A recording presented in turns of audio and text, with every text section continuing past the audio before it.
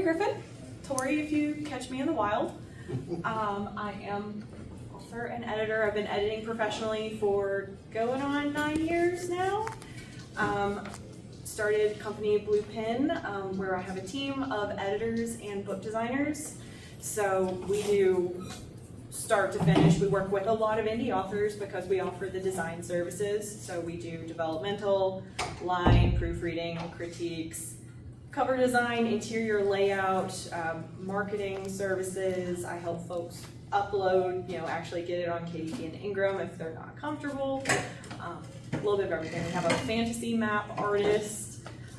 So that's what we do. Today, we're going to talk about self-editing.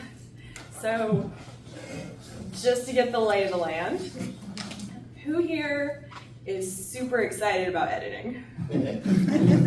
Okay, we got some hands. Who here hears the word editing and is filled with dread? No. Okay, so mostly a little in between, a little of both. This is normally a longer talk, so we're gonna kind of hit the highlights today. But if anyone has something that they really want to focus on, just feel free to interject as we're going. So, as a bit of an intro, before editing, complete the draft, let the manuscript rest, gather pre-writing materials. I say this specifically because in my experience, editing while drafting is not beneficial. It's much more efficient, and a lot of this deals with efficiency of the editing process.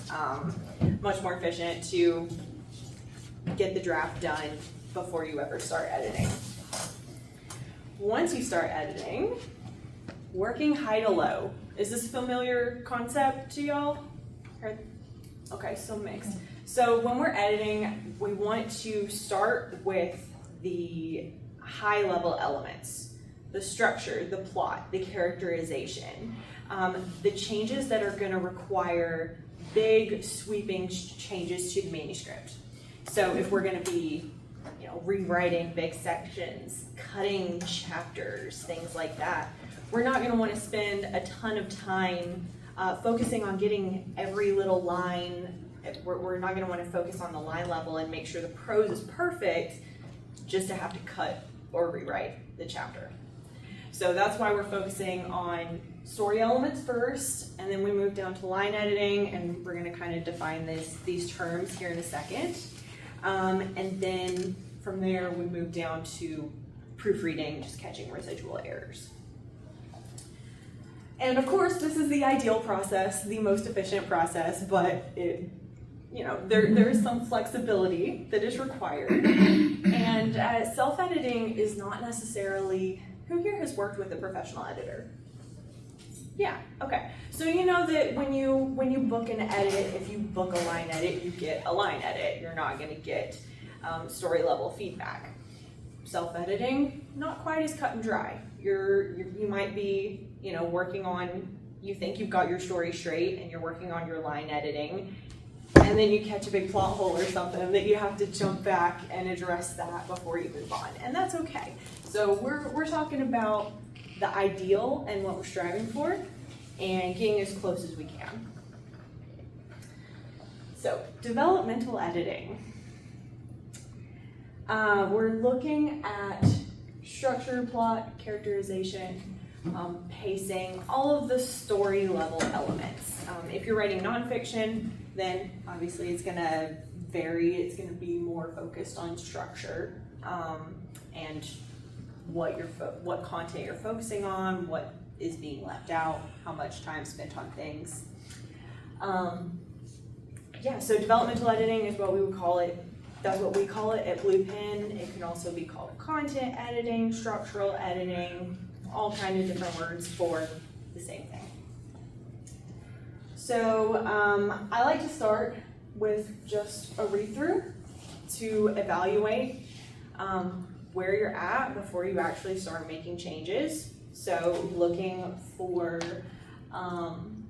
problem areas, making sure that your materials are good, that you have your story Bible in order.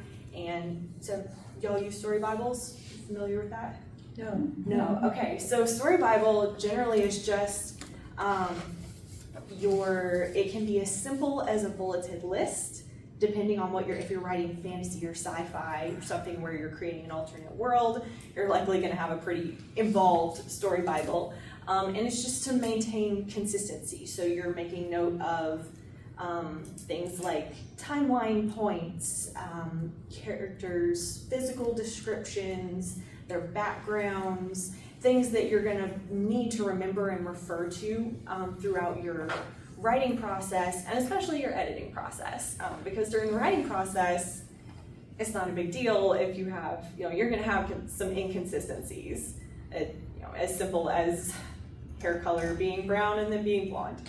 But obviously during editing, we're trying to get some of that out. So I always recommend, if you don't have a story Bible going into editing, it's a really good time to make one. Like, this is the time to get all of that together. Yeah. Is that like a very well-developed outline? It can be. It's different for everyone. And like I said, it really depends on the genre. For me, I work in Scrivener, so I usually just have it in my Scrivener file. I've seen some people like to have a physical book where they have it written out with tabs or however you organize things. But yeah. And yeah, story bug. So. Okay, so plot. Strengthening your plot. I'm going to kind of reinforce some of the key things that we're generally looking at with developmental editing.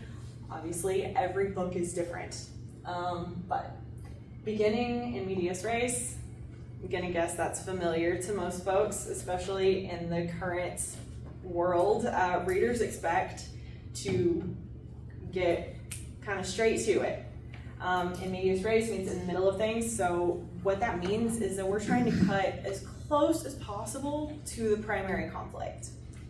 So nailing down, especially as you're starting your editing process, nailing down what is that primary conflict, to know how, are we starting with that conflict being introduced quickly?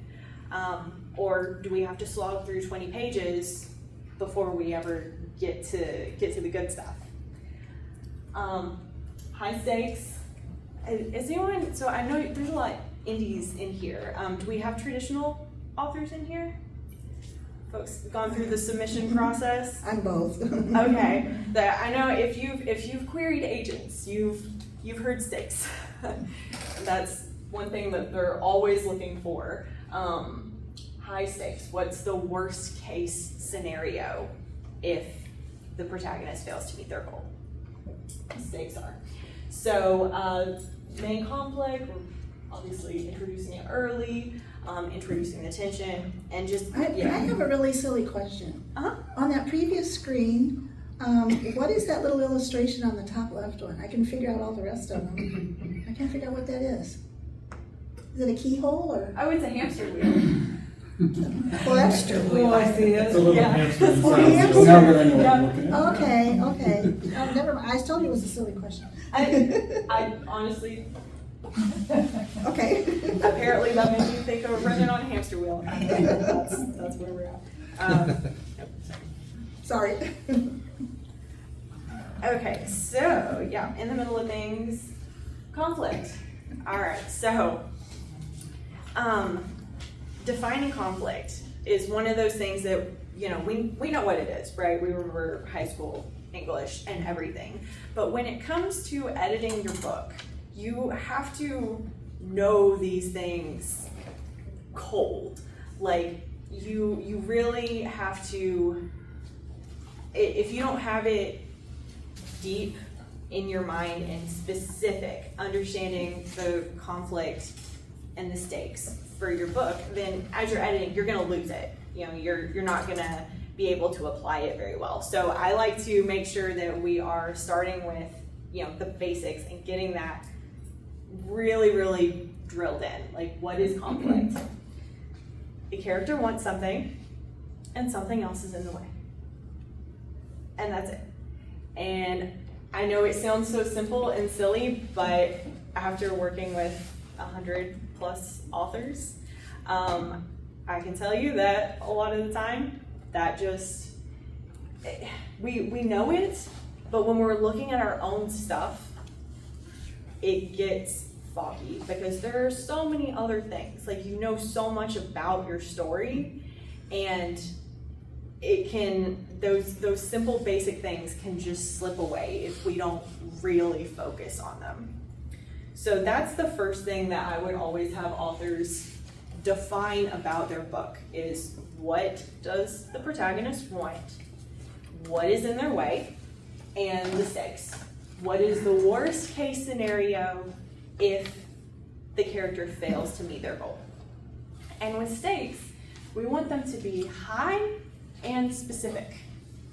So a lot of the time, folks will get the high part and miss the specificity. So something like, if the character fails, then the world descends into darkness. Like, that's great, that's high stakes, but it's not specific. The reader can't connect and invest in that.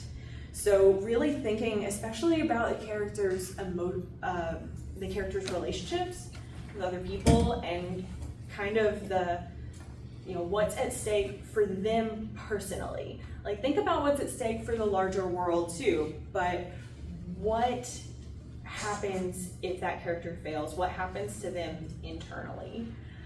And that can be really, really, really important, especially in character-first storytelling. Tension is another word that you'll hear a ton. Conflict, stakes, and concision. So those are the three things that we need to maintain tension. Pretty self-explanatory, but it's a good place. Does anybody have any questions so far? Anything that's... What do you mean by concision?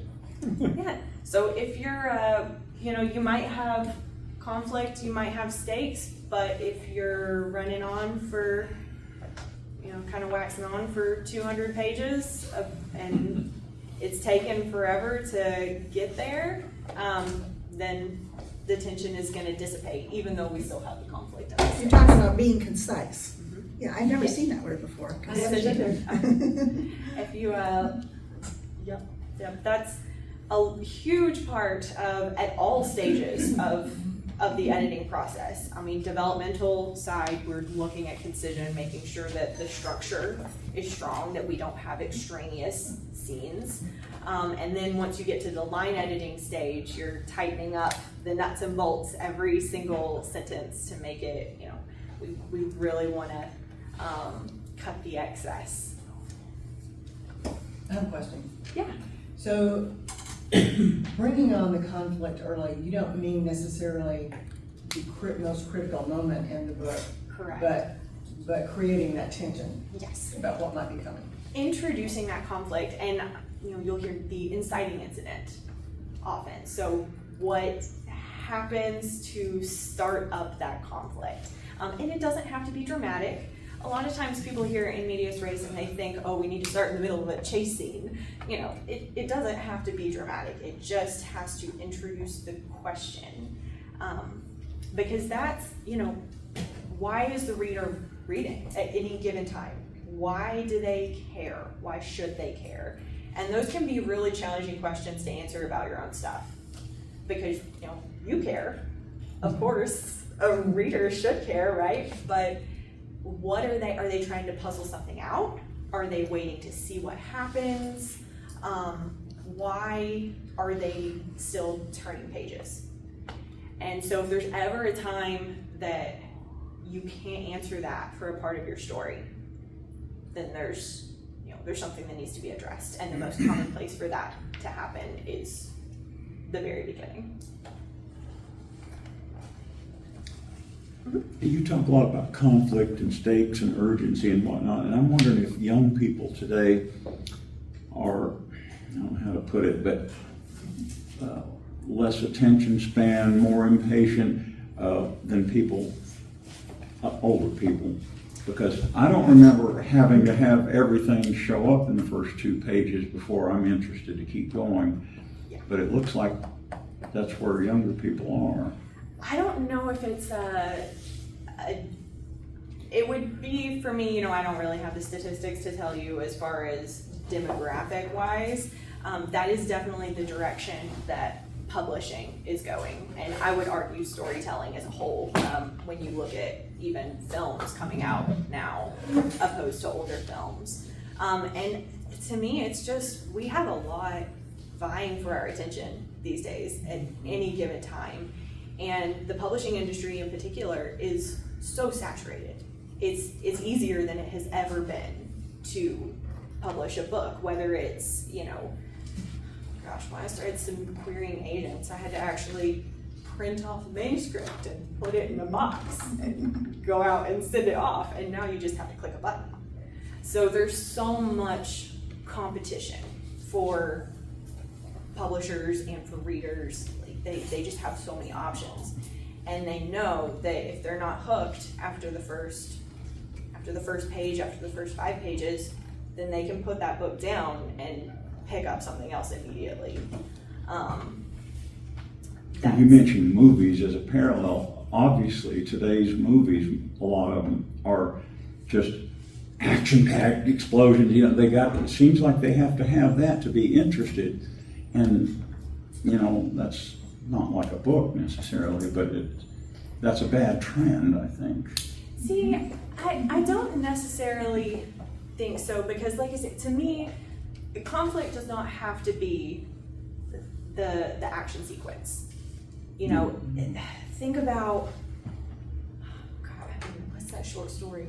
White Elephants or something? I can think of like short stories in particular. You want to talk about learning how to cut close to the conflict. Look at some of these, Margaret Atwood, like folks who are these excellent short story writers. They know how to just get all of this in this short, very short span. But you can have 2 characters in a room having a conversation, and if a skilled writer can make that as intense as any chase scene. Like, especially if you're looking at and thinking about the subtext, and okay, if you're having a conversation and there's what's said and there's what's not said, and the tension that can create.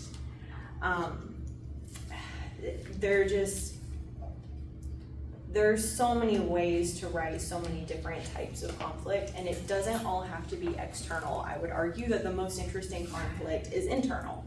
If you have a character who is, fighting with themselves, if they want something, but for some reason they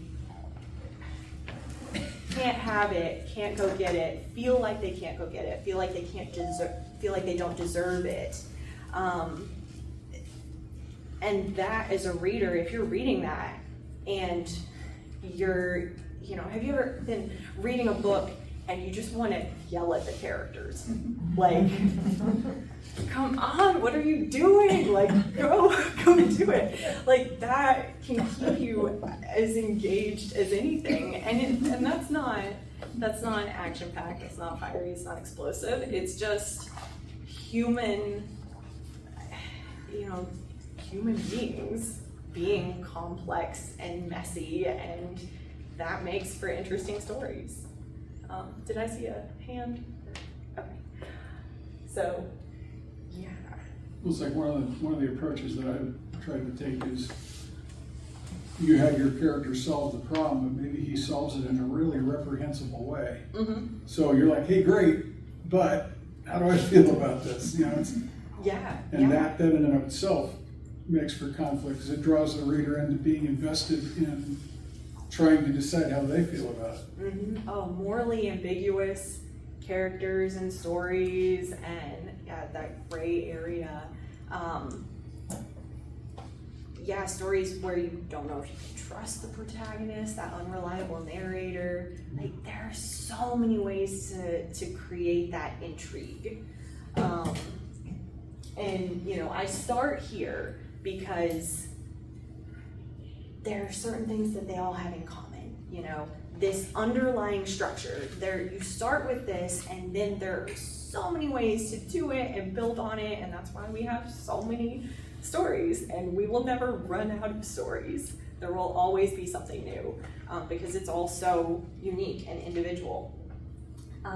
But if you don't have a grasp on the foundation, if you can't say why something is working, then you can't either replicate it or do it in a new way. And that's what I try to get across, is the ability to, you know, look at a story and say, oh, I'm really engaged by this, and then break down why.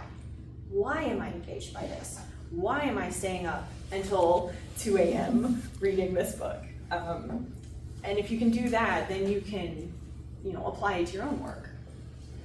So resolution, sure, you know, character either succeeds or fails, stakes are realized, the tension is released. I feel like readers often don't like the character to fail. Yes, that is, you know, and it's very genre specific too. If you're writing romance, then a happily ever after is expected. But it also doesn't have to look like, you know, the character can fail and it can still be a satisfying resolution. Like, it doesn't have to look like what you build it up to be, as long as you don't break that trust with the reader, you know. Okay, strong characters. So have y'all thought much about, you know, character first storytelling? Do you think about whether your stories are character driven or plot driven? That's familiar, I'm seeing some nods. I Okay. feel like mine are definitely character driven. Yeah. This is another huge thing. And you know, you can call it a trend if you want. There's one of the words thrown around a lot in publishing, character driven, agency, that sort of thing. To me, that's foundational of strong storytelling, because no matter what you're doing, you're writing about people. Even if you're not writing about people, you're still writing about people. If you're writing about, you know, rabbits, you're still writing about people. So components of strong characters. When we're talking about strong characters, we're not talking about how much they bench.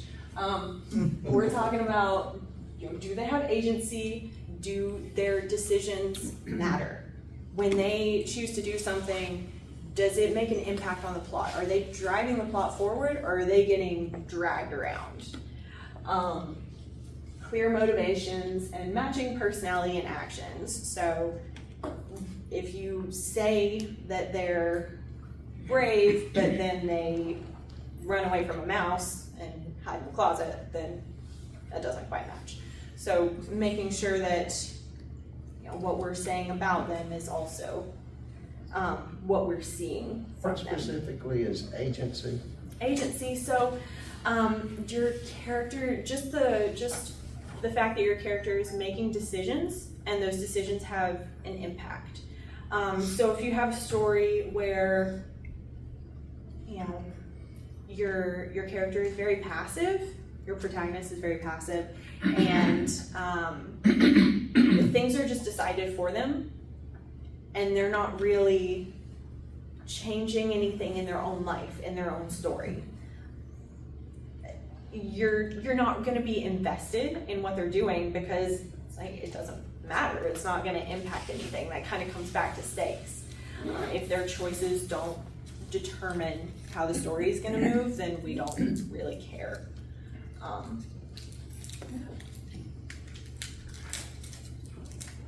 So character development, the big things, what does this character want and what are they afraid of? And, you know, it kind of all ties in together with conflict. What does the character want and what's in their way?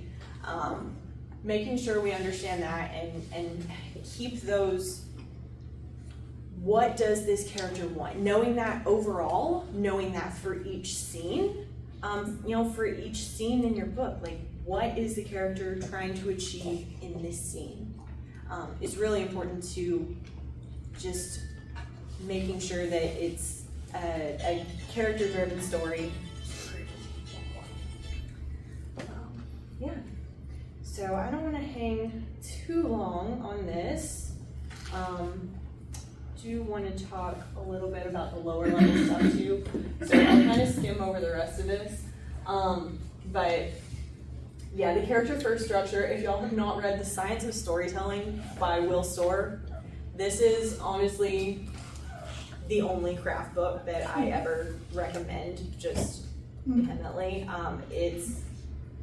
It is about character first storytelling. So highly recommend, applicable to a wide variety of things, of genres. So structure, I won't hit that too much. Deep outlining too, just kind of as an aside, if you're looking for an efficient way to write a book, deep outlining is it. That's what I've started doing. I've started doing it with several of my clients, and so one of my clients, we actually skip the developmental now because the deep outline, her drafts have been that much cleaner and stronger that we don't even need the developmental. We just do a quick critique and off to the races. So if you haven't tried deep outlining, highly recommend. All right, line editing. So with line editing, we're looking at the 4 C's: clarity, concision, consistency, and correctness. This is the kind of the professional term, and you'll hear, it's not completely standardized, terminology isn't throughout the industry, you'll hear different things. Line editing could also be called heavy copy editing. The difference between line editing and copy editing being generally that line editing is a little more subjective. Copy editing, you're going to be dealing with style issues, so your nice Chicago manual or whatever style guide you use, depending on your genre, anything in there, that's what you're dealing with. And the proofreading is just your residual errors, grammar, punctuation, objective things.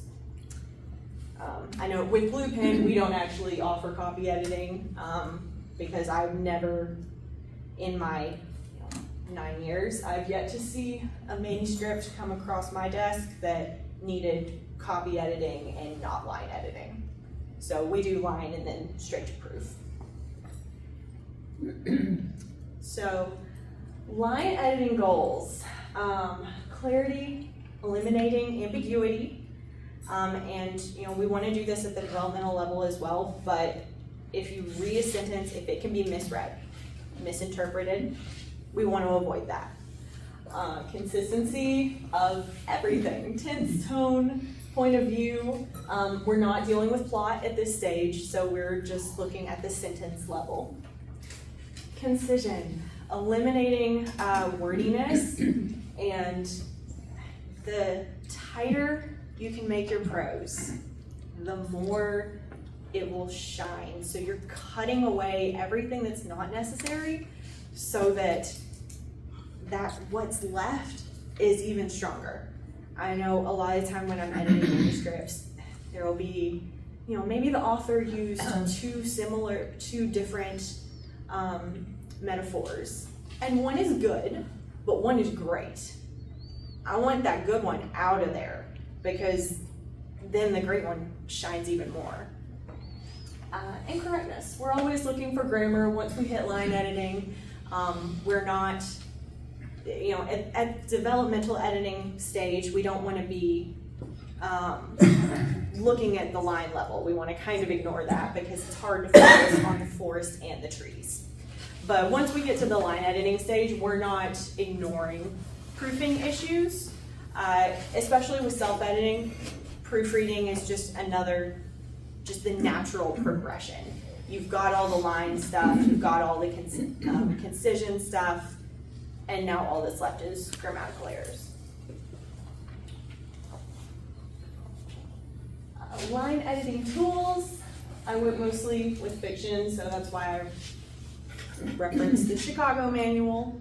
And this is just, Webster's and track changes. If you are working with a professional editor, then you'll be using track changes in Microsoft Word. It's definitely good to get accustomed to. Clarity. Eliminating ambiguous words, defining ambiguous pronouns, and using active constructions. So, is this familiar or is this new stuff? Sounding familiar? It's familiar. All right. So we won't hang out too much here. Yes. Always being clear. Consistency, I'm sure this isn't new either. Tense, point of view, voice, just maintaining consistency, especially that voice consistency can be something to focus on during line editing. You're focusing on the consistency of your narrative voice, but then also your character's dialogue and making sure that that's consistent. Concision. This is the bread and butter of line editing. They said cutting away everything that's not necessary. And if you're not sure, then remove it, read it back, and ask yourself honestly, has it lost anything? If the answer is no, or if it's the same, leave it out. You don't need it. Unnecessary words, very, then, suddenly. Everybody kind of has their roster of words that wind up in there. Extra dialogue tags. So if you have an action tag, you don't also need a dialogue tag. The reader assumes that the person who is doing the thing is also the person speaking. And eliminating crutches. Everyone has them. Your characters might smile a lot. They might nod a lot. They might, everybody has their crutches that you just fall back on when you need to say something. And that's fine. And it gets the draft out. But during editing, we're trying to cut down on those. Common crutches, a lot, seem, well, blinking, breathing, sighing. Living. Yep. And then proofreading, so say grammar, punctuation. This is objective stuff. Everybody's familiar with, and everybody's probably heard the tips, read out loud, put it in a different font, whatever works for you. We all know what we're getting at there. Use a spell checker, Common style questions, and this is, how many of y'all are fiction? Okay, so this is mostly applicable to fiction.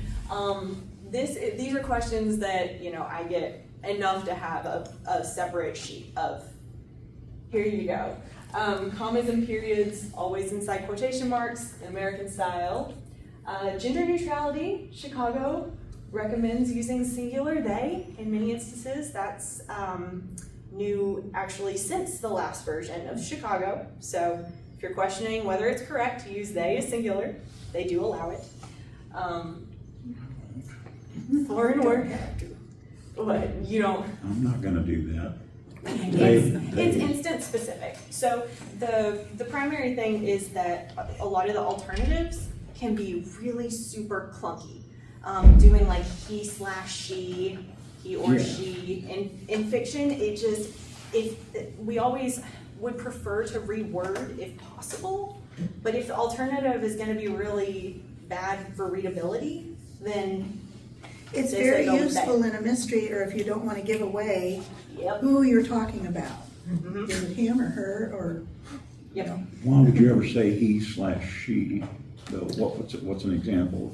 If you're not talking about a specific person, you're just talking about like a Oh, hypothetical. yeah, I can see that. Yeah, there are a lot. I mean, stuff pops up. There are instances, and there's if you want to get into it. If you check Chicago, they have a whole section on gender neutrality, and here are your options if you need to be gender neutral. You can remove all this stuff, and you just have to pick the best one. But it is an option. Foreign words, italicize if unfamiliar, and Chicago defines unfamiliar as not being in Merriam-Webster's. So a word like, aloha. A lot. It's certain words would not italicize familiar foreign words. Words as words can be italicized or in quotation marks. Just be consistent, which is the refrain of every neighborhood editor. Numbers, spell out 0 through 100 and round multiples. Chicago does use the Oxford comma, the serial comma. That is the hill I will die on, so if anyone wants to fight, see me in the parking lot. Ellipses, you can use either 3 spaced periods or not. You want to use 3 spaced periods, non-breaking spaces. Your interior designer will fix this, so not a big deal if you use the ellipses. Time of day, so if you're specifying, you can do 10:30 numerals if you're using AM PM. Numerals with AM PM.